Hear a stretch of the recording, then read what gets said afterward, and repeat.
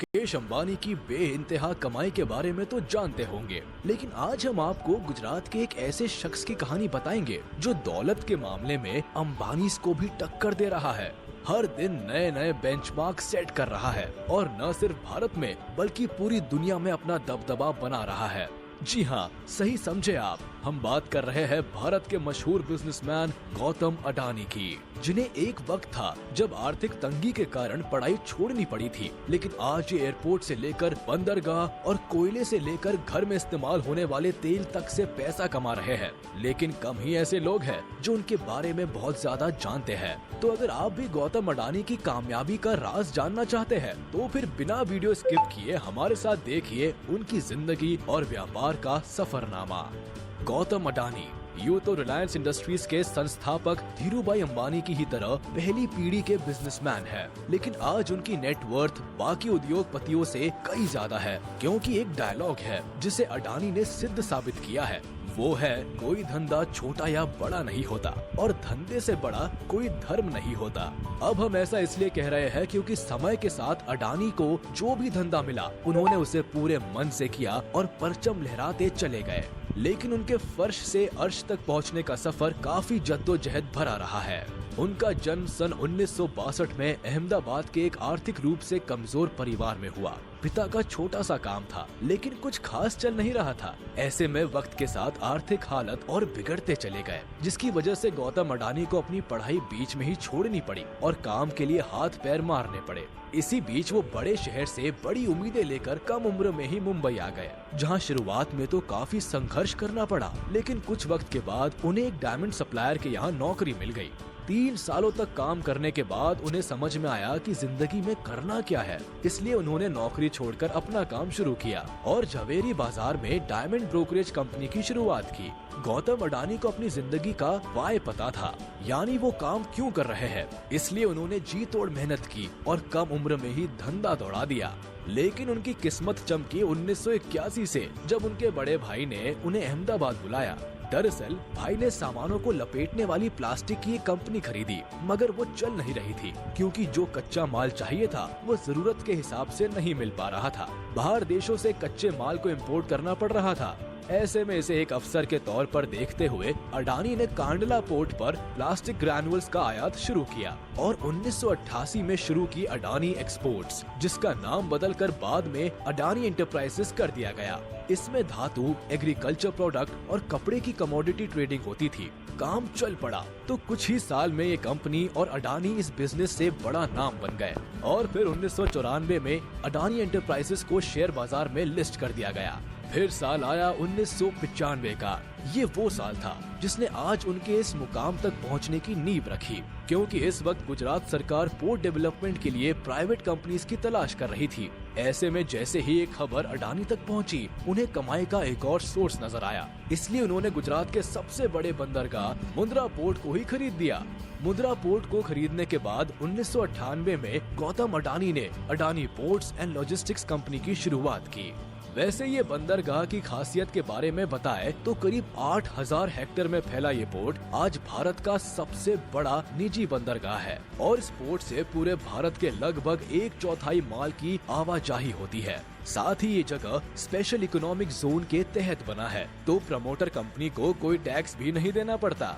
इस जोन में power plant, private rail line और एक प्राइवेट एयरपोर्ट भी है। वैसे यहाँ गौर करने वाली बात है कि आज अडानी समूह देश के प्रमुख इंफ्रास्ट्रक्चर ग्रुप में से एक है। उनकी अडानी पोर्ट्स देश की सबसे बड़ी पोर्ट मैनेजमेंट कंपनी है और गुजरात, महाराष्ट्र, गोवा, केरल, आंध्र प्रदेश, तमिलनाडु और ओडिशा जैसे 7 समुद्री राज्यों में इनके 13 डोमेस्टिक पोर्ट्स है। खैर, मुद्दे पर आते हैं। अब जैसे जैसे वक्त गुजरता गया, अडानी खुद को ग्रो करते चले गए। वो लोगों की रसोइयों तक में पहुंच गए, फॉर्च्यून के थ्रू। वही फॉर्च्यून जिसका रिफाइंड ऑयल आज हर घर में सुबह शाम दिन रात इस्तेमाल होता है। एक्चुअली जनवरी 1999 में अडानी ग्रुप ने will agri business group Wilmar के साथ हाथ मिलाकर खाने के तेल के बिजनेस में कदम रखा था। वैसे फॉर्च्यून तेल के अलावा अडानी ग्रुप आटा, चावल, दाल, चीनी जैसी दर्जनों चीजों से भी आपकी रसोई का हिस्सा बना हुआ है, जिनके रखरखाव के लिए 2005 में अडानी ग्रुप ने फूड कॉर्पोरेशन ऑफ इंडिया के साथ मिलकर अलग अलग राज्यों में बड़े बड़े साइलोज बनाए। साइलोज बेसिकली वो चीज होती है जिसमें बड़े पैमाने पर अनाज को रखा जाता है। साइलोज की कनेक्टिविटी के लिए अडानी ग्रुप ने निजी रेल लाइंस भी बनाई ताकि अनाज को लाने ले जाने में आसानी हो। कहते हैं कि हीरे की परख जौहरी ही जानता है, इसलिए अडानी को काले कोयले में भी पैसा दिखा। उन्होंने डोमेस्टिक इलेक्ट्रिसिटी का जनरेशन किया, बड़े बड़े राज्यों को बिजली सप्लाई करनी शुरू की, लेकिन इतने बड़े पावर प्लांट को चलाने के लिए जरूरत से ज्यादा कोयला चाहिए था। इसलिए दिमाग चलाया और ऑस्ट्रेलिया की एक कोल माइन को खरीद डाला। फॉर्च्यून इंडिया मैगजीन के मुताबिक 2010 में अडानी ने लिंक एनर्जी से 12,147 करोड़ में कोयला खदान खरीदी थी। गीली बेस्ट क्वींस आइलैंड में मौजूद इस खदान में 7.8 बिलियन टन के खनिज भंडार है, जो हर साल 60 मिलियन टन कोयला पैदा कर सकती है। इसी तरह इंफ्रास्ट्रक्चर की कमी से इंडोनेशिया में मौजूद तेल, गैस और कोयले के लिए अडानी ग्रुप ने साउथ सुमात्रा से कोयला ढुलाई के लिए $1.5 अरब निवेश करने की घोषणा की। उस समय इंडोनेशिया निवेश बोर्ड ने बताया था कि अडानी समूह 5 करोड़ टन की क्षमता वाले एक कोल हैंडलिंग पोर्ट का निर्माण करेगा और साउथ सुमात्रा आइलैंड की खदानों से कोयला निकालने के लिए 250 किलोमीटर रेल लाइन बिछाएगा।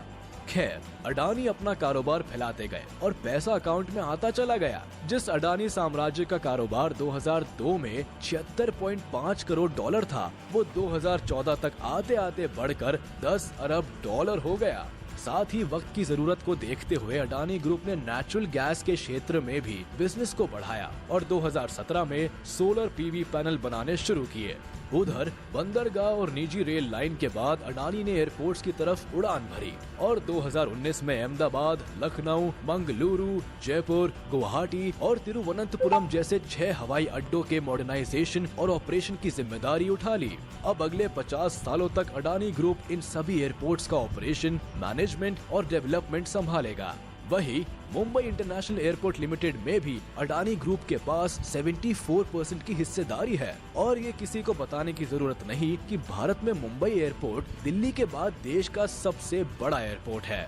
वैसे जिस तरह सुंदर आकार लेने से पहले सोने को खूब तपाया जाता है, ठीक उसी तरह गौतम अडानी को भी जीवन में कई तरह का ताप झेलना पड़ा। उनका सामना कई तरह के विवादों से हुआ, लेकिन उन्होंने सबसे पार पाया और एक अलग मुकाम हासिल किया, जिसका नतीजा है कि आज गौतम अडानी का कारोबार पूरी दुनिया में फैला हुआ है। तो चलिए, आप भी हमारे इस वीडियो को अपने यार दोस्तों तक फैलाइए और इस वीडियो को भी लाइक कर दीजिए और अगर आपने अभी तक हमारे चैनल को सब्सक्राइब नहीं किया है तो तुरंत कर दीजिए और बेल आइकन को भी प्रेस कर दीजिए ताकि हमारी नोटिफिकेशंस आप तक जल्द से जल्द पहुंच जाए।